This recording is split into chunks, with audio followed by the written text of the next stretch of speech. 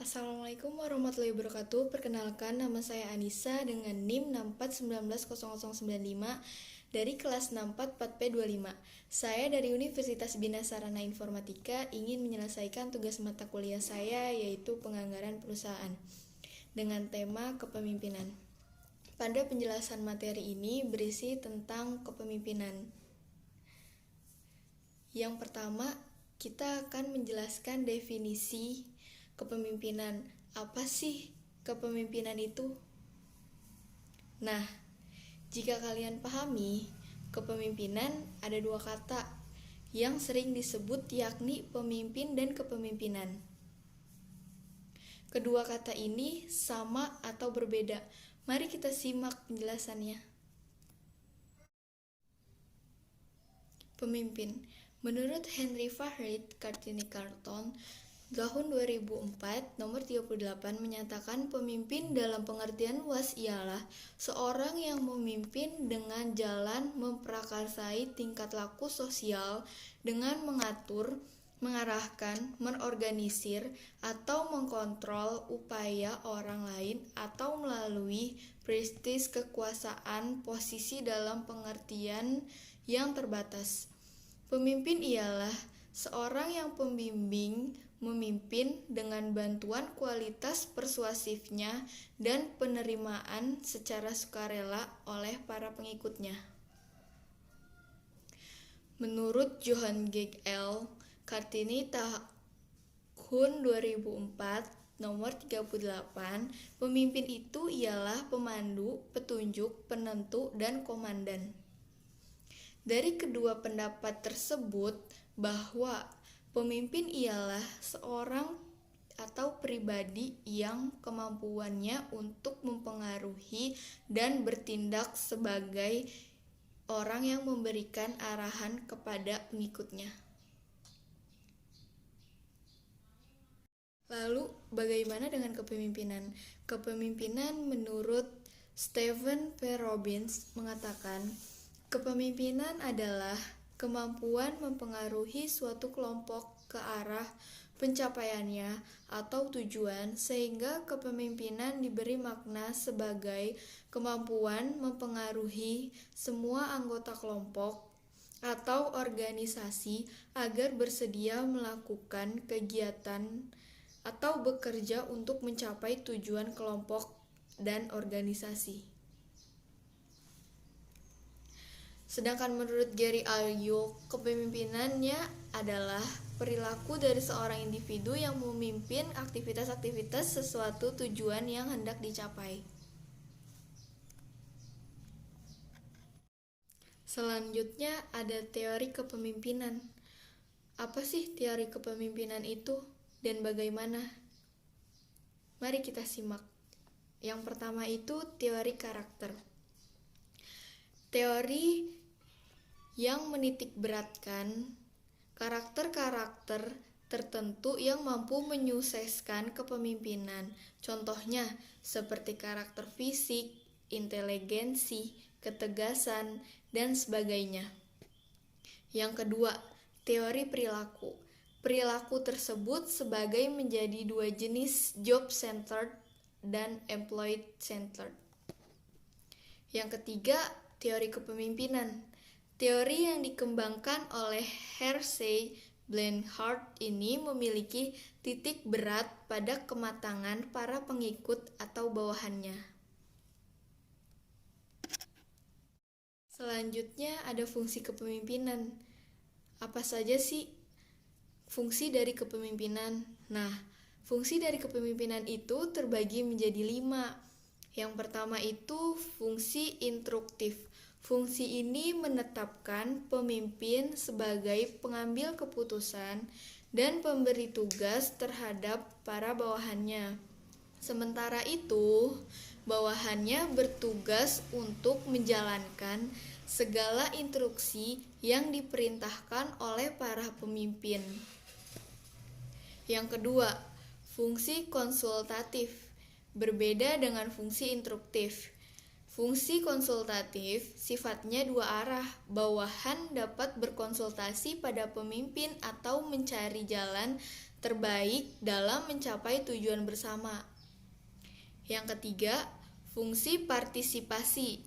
Dalam fungsi ini, pemimpin mampu mengaktifkan partisipasi para pesertanya sehingga mereka juga turut berpartisipasi dan berinisiatif dalam suatu proyek. Keempat, fungsi delegasi. Dalam fungsi delegasi, pemimpin mampu mendelegasikan suatu wewenang kepada orang lain yang memandang sesuai dengan tugas tersebut. Yang terakhir, atau disebut juga dengan yang kelima, fungsi pengendalian. Fungsi ini berarti pemimpin mampu untuk mengendalikan segala aktivitas bawahannya untuk mencapai tujuan dan tidak keluar jalur. Kepemimpinan memiliki tujuan. Tujuannya apa saja sih? Nah, yang pertama itu agar para pemimpin benar-benar menguasai teknik-teknik kepemimpinan. Yang kedua itu melalui pemahaman teori kepemimpinan, maka perilaku pemimpin akan menjadi lebih efektif dan lebih sinkronis dengan nilai norma-norma organisasi dan manajemennya. Kepemimpinan memiliki sifat. Sifat kepemimpinan terbagi menjadi 8. Yang pertama itu memiliki pendirian. Apa sih maksud dari memiliki pendirian? Nah, sebagai seorang pemimpin, kita wajib untuk mempunyai pendirian yang teguh. Pendirian kuat tidak akan mudah kita goyah dan juga membuat kita konsisten dalam menjalankan sesuatu. Coba bayangkan, apabila pendirian kita mudah goyah, sudah pasti kita akan mudah untuk dipengaruhi orang lain. Yang kedua, proaktif. Tentu saja, pemimpin harus bersifat proaktif. Pemimpin tidak boleh pasif, karena apabila seorang pemimpin bersifat pasif, maka tujuan kita tidak akan kunjung tercapai. Yang ketiga, kejujuran. Kejujuran itu mutlak yang harus dimiliki oleh seorang pemimpin.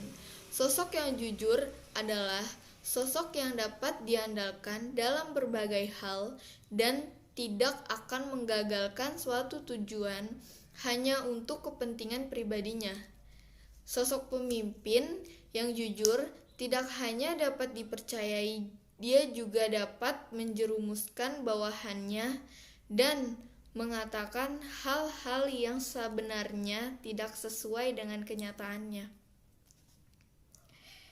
Yang keempat itu komunikatif. Apa itu komunikatif? Komunikatif artinya pemimpin mampu menyampaikan berbagai hal yang jelas dan tidak menimbulkan kesalahpahaman.